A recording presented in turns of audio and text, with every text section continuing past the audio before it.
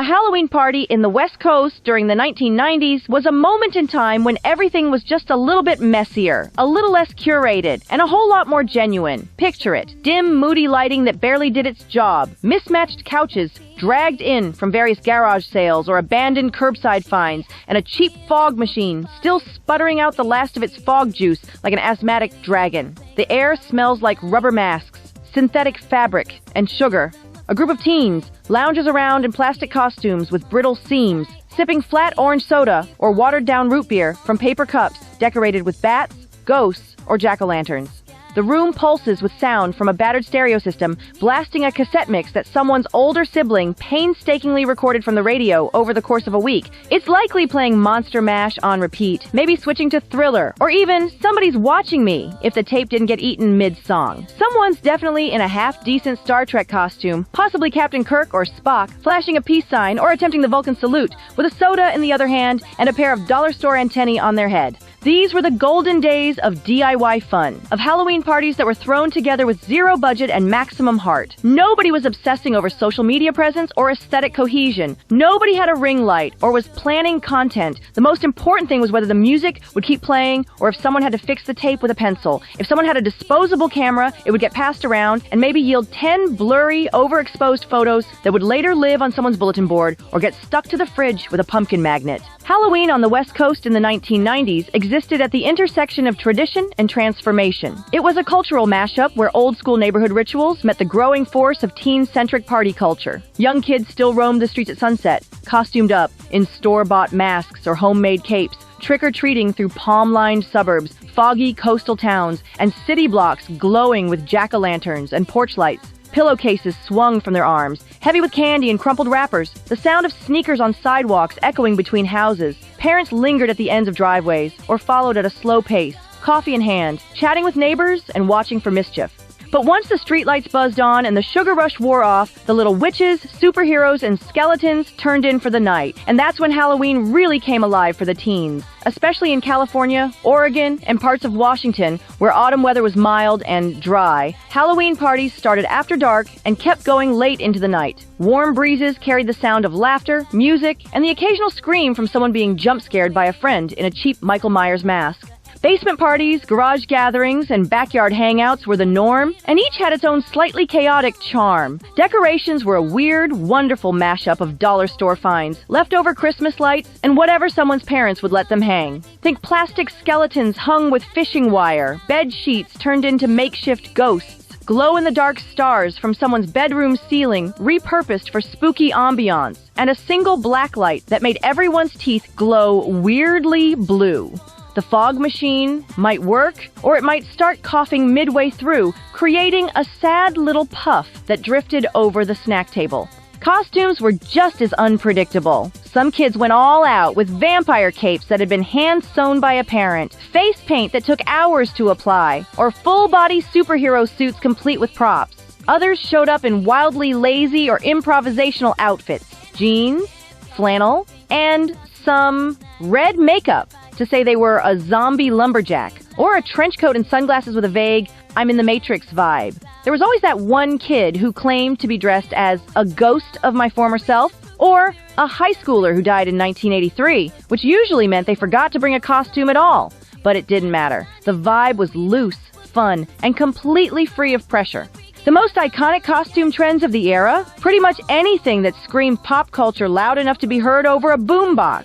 Kids and teens alike dressed up as characters ripped straight from TV screens, movie posters, and comic books. Teenage Mutant Ninja Turtles were a perennial favorite. Whether you were Michelangelo with nunchucks made of pool noodles, or Raphael with cardboard size taped to your back, you were automatically cool. Beetlejuice showed up often, usually with smeared white face paint and a striped suit that smelled like attic dust. The Power Rangers came in every color, with groups of friends trying to coordinate for maximum impact, and Lone Rangers filling in where necessary. By the time The Crow came out, there were about 3 too many skinny kids in black trench coats with white face paint running down their cheeks at every party. And then came Scream. That Ghostface mask became so ubiquitous, it practically replaced the jack-o'-lantern as the Halloween symbol of the late 90s. But things didn't stay that earnest for long. By the mid-90s, the West Coast Halloween party scene leaned hard into irony, sarcasm, and calculated laziness. Suddenly, it wasn't about who had the most screen-accurate Batman suit. It was about who could come up with the funniest,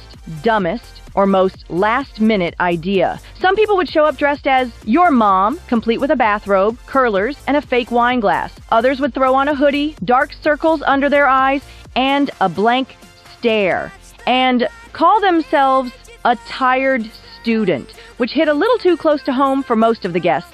Then there were the ones who barely tried at all, but still wanted to be part of the joke, slapping a piece of notebook paper on their chest with the words 404 costume not found scribbled across it in Sharpie. These low-effort costumes became cult favorites, a sort of badge of honor for those who prided themselves on doing the absolute minimum while still technically participating. Face paint was a battlefield of intentions and outcomes. Some went all in, with carefully applied makeup and hours spent in front of a mirror, but more often than not, it ended up smudged, uneven, or melting off by the end of the night. Glitter was a whole other level of commitment. It was everywhere, on cheeks, in hair, stuck to the carpet, and embedded in couch cushions. People dumped entire containers of it onto themselves and then complained about how itchy it was 5 minutes later. There was always at least one person who refused to dress up entirely, claiming it was a protest, or that they were too cool for costumes, or simply that they forgot. Yet somehow, that person always managed to show up right on time when the pizza arrived, fully committed to the snacks, if not the spirit of the night. But Halloween parties weren't just about the costumes. They were the sum of all the little things that made the night more than just a dress-up contest. Candy bowls sat on every table, overflowing with Smarties, mini Snickers, Tootsie Rolls, and whatever was left over from trick-or-treaters earlier in the evening. Occasionally, you'd even find off-season jelly beans, clearly repurposed from Easter, adding a weird pastel pop to the mix of orange and black. Decorations leaned heavy on the homemade side. Construction paper bats taped to the walls, plastic spider webs drooping from door frames, and jack-o'-lantern balloons slowly deflating in the corners like exhausted party guests.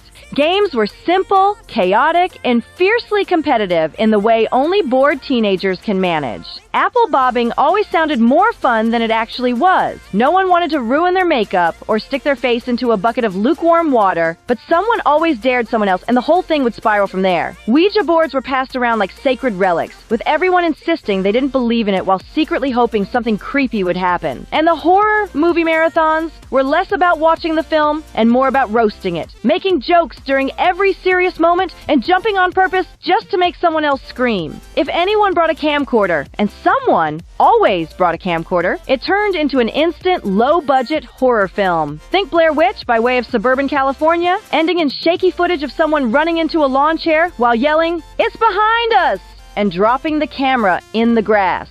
Elementary schools were ground zero for wholesome chaos. The day usually started with a costume parade, where every kid would march awkwardly around the blacktop while teachers clapped, parents snapped photos, and the occasional Labrador in a pumpkin outfit stole the show. Teachers were fully on board. Some showed up as witches, others as clowns. And occasionally, you'd get a truly committed educator in full Elvis regalia. The PTA moms went into party planning overdrive, turning classrooms into sugar-fueled carnival zones, complete with spider cupcakes, jack-o'-lanterns cookies, and those blindfolded mystery feel boxes filled with spaghetti, aka brains, and peeled grapes, eyeballs.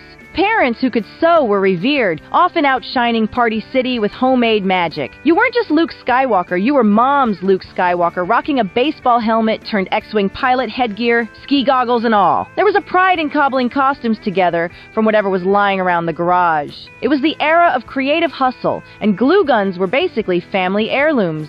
Even if your lightsaber was a flashlight duct taped to a wrapping paper tube, it works.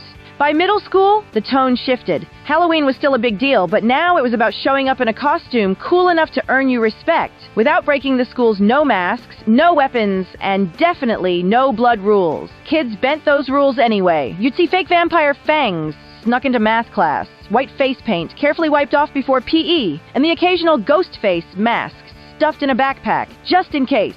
Some schools swapped the holiday out entirely for Fall Festival or Book Character Day, but everyone knew it was just Halloween with a corporate rebrand. Haunted houses were a staple, especially the makeshift ones in school gyms or rec centers. Local dads would jump out from behind curtains wearing rubber masks, and the whole room would smell like fog machine juice and rubber skeletons. The scarier the better. Kids wanted to be traumatized a little bit, and the occasional moment of panic just made the night more memorable. Of course, not every memory was candy and costumes. Some kids weren't allowed to participate due to religious reasons and quietly spent the day in the library, while classmates smuggled them candy on bathroom breaks. The community spirit of Halloween often found its way around restrictions, and little moments like that showed how much kids cared about each other, even when the grown-ups got weird about it. And yes, even adults were absolutely dressing up and going out, though it didn't always look like the polished TikTok-worthy spectacles we see now. In LA, Hollywood types leaned into themed decadence. Think vampy warehouse parties downtown, haunted mansions in the hills, and film industry insiders holding court in full Dracula regalia under fog machines and disco balls. A-list or not, the rules were simple. The more outrageous the costume, the better. Creative? Even better. Store-bought? Frowned upon. Unless it was ironically bad. By the mid-90s, the San Francisco scene had embraced Halloween like it was Christmas, New Year's, and Mardi Gras rolled into one long, costumed fever dream. Castro Street, in particular, was the epicenter of unapologetic chaos. Thousands would flood the neighborhood in costumes that ranged from elaborate showgirl meets cyborg hybrids to political satire to full-body glitter masterpieces. The city's famously liberal spirit, paired with its rich drag and queer culture, meant Halloween was less about horror and more about expression. The parties? Loud. The drinks? Flowing. The fashion? Unhinged in the best way. Adult Halloween parties weren't new to the 90s. Previous generations had their own tame versions. But something changed during this decade. Blame it on Gen X growing up without letting go of fun, or MTV's influence pushing pop culture further into everyday life. By the 90s, the holiday had officially split in two. Kids still trick-or-treated at dusk, but once the porch lights went off, it was the adults' turn. Bars, nightclubs, and even bowling alleys threw Halloween bashes with costume contests, drink specials, and dance floors lit up by black lights and strobe effects. Sexy versions of everything, from nuns to ninjas, began to dominate party store aisles by the late 90s. You could argue it was the dawn of the modern adult Halloween aesthetic. House parties were a major part of the West Coast Halloween circuit, especially in suburban pockets like Orange County, the East Bay, or the Valley. Someone's older cousin would transform their entire home into a haunted experience, complete with fog machines in the driveway, fake cobwebs everywhere, and maybe a live band in the garage playing Misfits covers. Costumes could range from pop culture references, Pulp Fiction couples, Matrix agents, to hyper-niche inside joke territory. If you didn't show up in costume, you were either asked to leave or handed a garbage bag and a marker and told to make it work. Opinions on Halloween in the 1990s were strong, distinct, and often sharply divided depending on your age, social circle, or where exactly on the West Coast you lived. For parents, it was usually a wave of nostalgia, an excuse to revisit the same rituals they grew up with, from carving crooked jack-o'-lanterns on the porch to sneaking candy from their kids' plastic buckets once the sugar rush wore off. They saw it as a chance to recapture a little childhood magic, maybe even show off their own low-effort costumes at the neighborhood block party or while walking the kids door to door. Schools, meanwhile, were more conflicted. Administrators tiptoed the line between celebrating the holiday and trying to control it. By the mid-90s, costume restrictions, no candy rules, and attempts to pivot toward fall festivals were common, especially in suburban districts. Some districts outright banned anything remotely spooky or witch-related in an effort to avoid complaints. But the teenagers, they didn't care about rules, nostalgia, or adult approval. They treated Halloween like it was an unofficial holiday, basically a fall break with a license to go wild for one night. For many of them, Halloween was less about tradition and more about freedom. It was a time to blow off steam, flirt in costume, drink too much root beer, and sneak out to meet friends in someone's fogged-out garage or poorly lit cul-de-sac. Even teachers, caught somewhere between professionalism and participation, often joined in. They'd show up to school wearing crooked witch hats, plastic vampire teeth, or the ever-popular animal ear headband with a black shirt and drawn-on whiskers. More often than not, their costumes read less Halloween spirit and more exhausted adult trying their best. Still, the effort was appreciated. It was one of those rare days where school felt less like an institution and more like a barely controlled carnival. And then there was the fear, the social and moral panic that still clung to the decade like cobwebs in the corner of a classroom. This was the tail end of the satanic panic era, and certain neighborhoods, especially in more conservative corners of the West Coast, were still wary of Halloween's darker edges. Stories about razor blades and apples, tainted candy, and cult activity on October 31st circulated through PTA meetings and local news segments.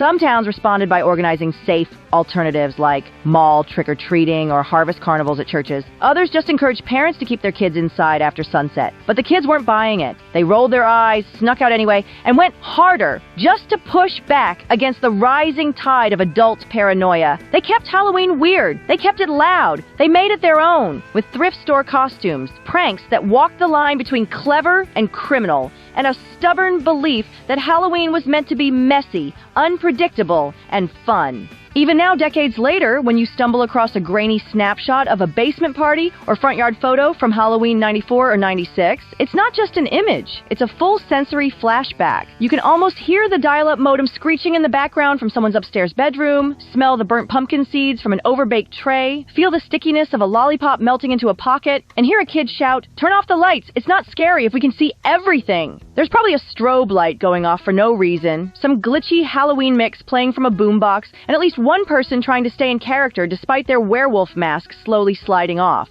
It wasn't curated, it wasn't aesthetic, it wasn't filtered through anyone's social media feed for likes or reposts. It was raw, chaotic, and full of energy that only exists when kids are given just enough space to run wild. West Coast Halloweens in the 1990s weren't about perfection. They weren't supposed to be. They were about freedom, creativity, mischief, and the strange thrill of knowing that for one night anything could happen. And in that messy, beautiful unpredictability, they became unforgettable.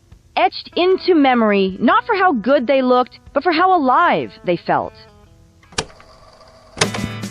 Come along, let's sing, where the joy will bring.